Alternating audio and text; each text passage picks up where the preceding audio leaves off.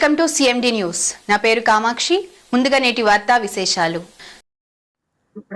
అందరికీ నమస్కారం. ముఖ్యంగా ఈ 2-3 రోజుల నుంచి జరుగుతున్న మీడియాల కథనాలు అందరికీ తెలిసినవే. అయితే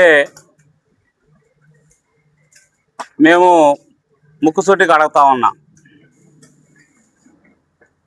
మా ఎమ్మెల్యే గారు చెప్పిన మాట ఏంటంటే 2019 నుంచి 2024 వరకు జరిగిన వైసీపీ ప్రభుత్వంలో కావలి మున్సిపాలిటీలో అమృత పథకం కింద జరిగిన దాంట్లో అవినీతి జరిగిందని చెప్పి మా ఎమ్మెల్యే గారు ఆరోపించారు.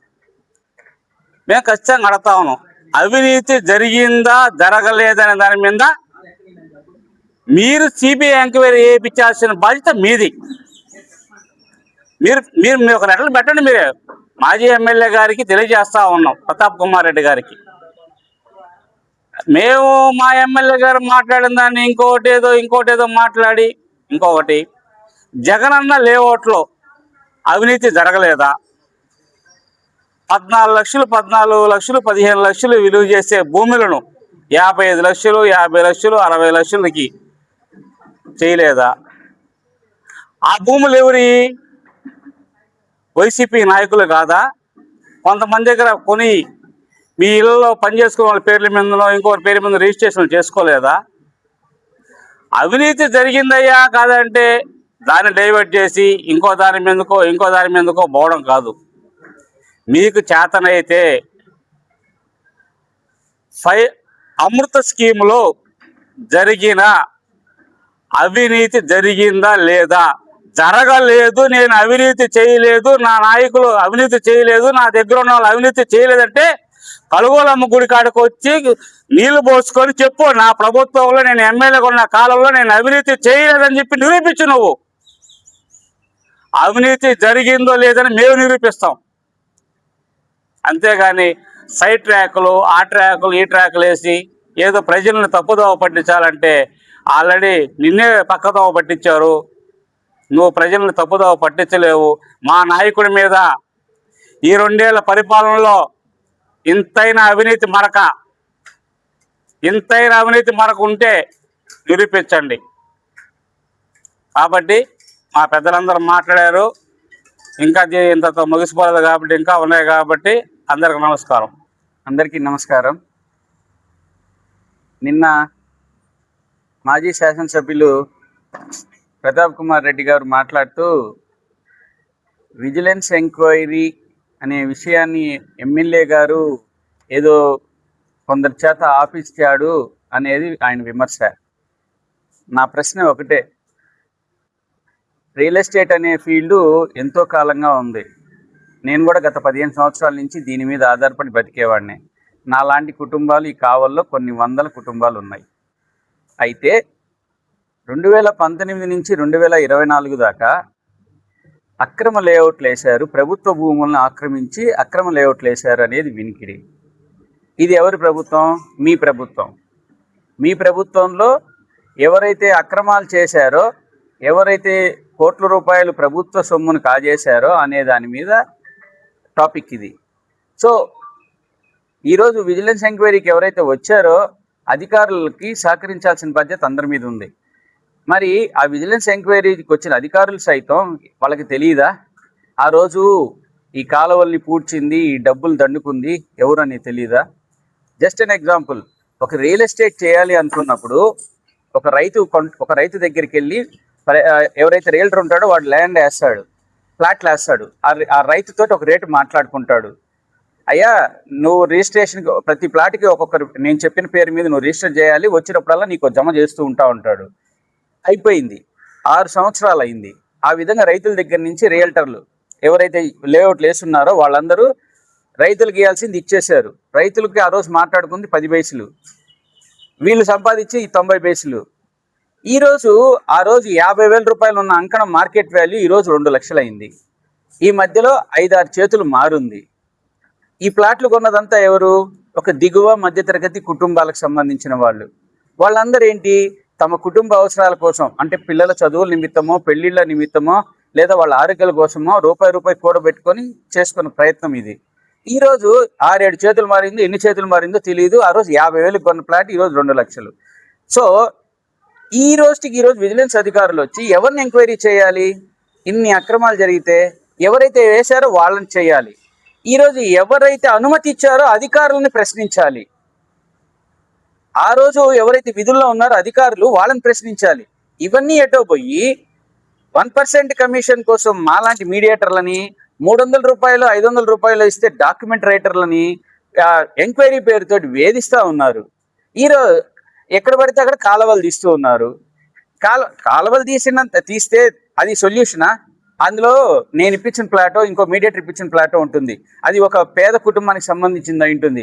వాళ్ళ కుటుంబ పరిస్థితి ఏంటి అంటే దీనికి మూలం ఎవరు? ఆ రోజు అధికారులు అనుమతి ఇవ్వబట్టే కదా ఇదంతా జరిగింది. దాని మీద మీరు చేయాలి. ఈరోజు మా గవర్నమెంట్లోనే అంటున్నారు. అవును, తెలుగుదేశం గవర్నమెంట్లోనే న్యాయం జరగాలనే ప్రయత్నంలో భాగంగానే విజిలెన్స్ ఎంక్వైరీ జరుగుతుంది. కానీ వాళ్ళు వెళ్ళే విధానం కరెక్ట్ కాదని మేము ఎన్నో మానసికమైన ఒత్తిడికి గురైపోతున్నాం. మేము ఈరోజు మమ్మల్ని నమ్మి ప్లాట్లు కొన్న వాళ్ళందరి దృష్టిలో ఒక దోషుల్లాగా ఉన్నాం. మేము ఆ రోజు తీసుకుంది 1%. ఒక 10 లక్షల రూపాయల సబ్జెక్టు ప్లాట్ అమ్మితే 10,000 రూపాయలు కమిషన్ మాకు ఇస్తారు. అలాంటిది ఎంక్వైరీ పేరుతో గత 4 నెలల నుంచి బిజినెస్సే లేదు. దీని మీద రకరకాల అపోహలతోటి మమ్మల్ని ఒక దోషులు చూసినట్టు సమాజం చూస్తూ ఉంది. మాకు మానసికంగా ఎంత ఒత్తిడి ఉంటుంది? దీని మీద ఆధారపడ్డ కుటుంబాలు దాదాపుగా 2,000 కుటుంబాలు 3,000 కుటుంబాల పైనే ఉన్నాయి. ఈ క్రమంలోనే ఆ రోజు 9:30 నుంచి 10 గంటలప్పుడు డాక్యుమెంట్ రైటర్లని అక్కడ కూర్చోబెట్టి ఎక్కడ నీ వైసీపీ నాయకుడి ఆఫీస్లో కూర్చోబెట్టి ఎంక్వైరీ చేస్తూ ఉంటే ఇది మీ వైసీపీ నాయకుడి ఆఫీస్లో ఒక డాక్యుమెంట్ రైటర్ ఆయన. ప్రభుత్వ అధికారులు ఎంక్వైరీ చేయాలనుకుంటే న్యూట్రల్ ప్లేస్ లేదా? వాళ్ళకి గవర్నమెంట్ ప్లేస్ లేదా? లేదా ఆ డాక్యుమెంట్ రైటర్ గురించి ఇన్ఫర్మేషన్ కోసం ఉన్నప్పుడు మిగతా డాక్యుమెంట్ రైటర్లతో అక్కడేం పని? ఇది ప్రశ్నించడానికి వెళ్ళాం. ఇవన్నీ యాక్చువల్గా ఏంటంటే మాలో ఇంటెన్షన్స్ చాలా ఉన్నాయి. అరే మేమేం తప్పు చేసామరా? వాళ్ళందరూ చదువును చేశారు, రాళ్ళు వేశారు, ప్లాట్లు అమ్ముతున్నారు, ఈ ప్లాట్ బాగుంది అన్నాము, మమ్మల్ని నమ్మి కొన్నారు. కానీ ఈరోజు వాళ్ళ దృష్టిలో దోషులు అయిపోయాం. డబ్బు సంపాదించుకున్న వాళ్ళు ఎక్కడో ఉన్నారు. చట్టపరంగా సంతకాలు పెట్టిన రైతుల్ని మీరు వేధిస్తున్నారు. ఎక్కడ కూడా వాళ్ళు లేరు, డబ్బు తిన్నోళ్ళు లేరు. దీనిలో ఆ రోజు ఇవన్నీ చేస్తూ ఉంటే అధికారంలో ఉండి బాధ్యత గల నాయకుడిగా వీటన్నిటిని కంట్రోల్ చేయాల్సిన మీరు ఏం కంట్రోల్ చేశారు? మాకు తెలిసినంత వరకు మీకు ముడుపులు అందాయి. ప్రతి ఎకరాకి మీరు డబ్బులు తీసుకున్నారు కాబట్టే మీరేది పట్టించుకోలే. ఈరోజు మీరే ఎంక్వైరీ చేయమంటున్నారు. ఇవన్నీ అన్అఫిషియల్గా ప్రూవ్ అవ్వనే కదా మీ ధైర్యం. మరి అలాంటిది ఈ ప్రెషర్స్ తోటి మా బ్రతుకులే రోడ్డును పడిపోతున్నాయనే ఆవేదనతో ఆ రోజు 9:30 ఆ టైంలో అధికారులని విత్ డ్యూ రెస్పెక్ట్ వాళ్ళందరినీ ఎక్కడ కూడా సార్ వాళ్ళని ఒక్క అన్పార్లమెంట్ వర్డ్ కూడా మీరు దయచేసి ఇంకోసారి రిపీట్ చేసుకోండి నా వీడియోని. నేను ప్రెషర్గా సార్ ఏంది సార్ ఇది ఏంది ఈ టైంలో అని ఒక ఒత్తిడితోటి మాట్లాడానే కానీ ఒక్క అన్పార్లమెంట్ వర్డ్ కూడా నేను వాడలే. మా కల్చర్ కాదు అది. మరి ఈరోజు ఏ సందర్భం లేనిది ఎమ్మెల్యే గారు దాడి చేపిస్తున్నారు అధికారుల మీద అని మాట్లాడడం ఇది సబబు కాదు. ఖచ్చితంగా తగిన మూల్యం చెల్లించుకుంటారు. జరిగింది కూడా 32,000 చిల్లుతో ఓడిపోయినా కూడా మీకు ఇంకా సరే నాలెడ్జ్ వచ్చినట్లేదు. ఎక్కడ తప్పు జరిగిందిరా మనం మళ్ళీ రియలైజేషన్ అనేది ఉన్నట్టు లేదు. ప్రతాప్ రెడ్డి గారు మీకు భవిష్యత్తులో ఎలా ఉండాలనంటే మీ మీద ఒక పాజిటివ్ యాటిట్యూడ్ రావాలంటే నిరంతరం కష్టపడుతున్న ఎమ్మెల్యే గారికి కోఆపరేట్ చేయండి. అలాంటిది కాకుండా విమర్శించడమే. నిన్న అమృత పథకం గురించి కూడా ఆయన విమర్శిస్తే నేను తప్పు చేయలేదని నేను తప్పు చేశానా చేయలేదా అని ఒప్పుకోవట్లా. మీరు ఎంక్వైరీ అయ్యండి అంటున్నారు. అదే నేను తినలేదు అని చెప్పట్లా, ఎంక్వైరీ అయ్యండి అంటున్నారు. అసలు ఎన్ని వందల కోట్ల రూపాయలు మీరు ఆ రోజు ఇవన్నీ చేసి ఉండకపోతే మాలాంటి వాళ్ళు ఇంత రోడ్డును పడాల్సిన పరిస్థితి ఏంది? ఈ రోజు 25 లక్షలు 30 లక్షలు 40 లక్షలు కొన్న ప్లాటు ఈరోజు అడిగే నాదుడు లేడు. వాళ్ళందరి కుటుంబాలు ఎంత వీధిన పడతాయి? వీటన్నిటికీ మీరు ఆ రోజు బాధ్యత వహించాల్సిన అవసరం లేదా? పైగా ఈరోజు నిరంతరం కష్టపడుతూ కావిలిని అభివృద్ధి వైపు తీసుకెళ్లాలన్న అకుంఠిత దీక్షతో పనిచేస్తున్న ఎమ్మెల్యే గారి మీద విమర్శలా? దయచేసి మానుకోండి. భవిష్యత్తులో మిమ్మల్ని నమ్మి ఎవరైనా మీతోటి ఒక అడుగు వేయాలన్నా కూడా మంచి వైపు మీరు కోఆపరేట్ చేయాలని ఈ సందర్భంగా నేను మిమ్మల్ని గట్టిగా దయచేసి రిపీట్ చేయొద్దని చెప్పి మిమ్మల్ని మేము హెచ్చరిస్తున్నాము. ముఖ్య గమనిక, మా హాస్పిటల్ నందు డాక్టర్ ఎన్టీఆర్ వైద్య సేవ అందించబడెను. పేదలందరికీ ఆధునిక వైద్యం చేయబడెను. Malinidevi multi speciality hospital, Christian పేట, 5వ line, Kavali. Doctor Guttipati Malinidevi, MBBS, MS, OBGY, కాన్పులు మరియు గర్భకోశ వ్యాధి నిపుణులు. మాలినీదేవి మల్టీ స్పెషాలిటీ హాస్పిటల్ నందు అందించు వైద్య సేవలు: సాధారణ కాన్పులు, సిజేరియన్లు, లాప్రోస్కోపిక్ ద్వారా గర్భసంచికి సంబంధించిన ఆపరేషన్లు, ట్యూబెక్టమీ, పిల్లలు లేకుండా operation, high risk pregnancy, ectopic pregnancy మరియు గర్భసంచి నీటి బుడగలు, గర్భసంచి జారిన ఆపరేషన్లు, రొమ్ముగడ్డలకు చికిత్స, నెలసరి ఇబ్బందులకు చికిత్స, మెనోపాజ్ సమస్యలకు చికిత్స చేయబడును. స్త్రీలకు సంబంధించిన అన్ని సమస్యలకు చికిత్స చేయబడును. Doctor Battina Narendra Babu, MBBS, MS, general and laparoscopic surgeon. Laparoscopic ద్వారా అపెండిసెక్టమీ, 24 గంటల కడుపు నొప్పికి చికిత్స, హెర్నియా మరియు పిత్తాశయంలో రాళ్లు తీయబడను. వరి బీజం, హెర్నియా, నరాలు ఉబ్బడం, హైడ్రోసెల్, థైరాయిడ్ ఆపరేషన్లు చేయబడను. Malinidevi multi speciality hospital, Christian పేట, 5వ లైన్, కావలి. ఫోన్ నంబర్స్ 9398665676 మరియు 08626245167.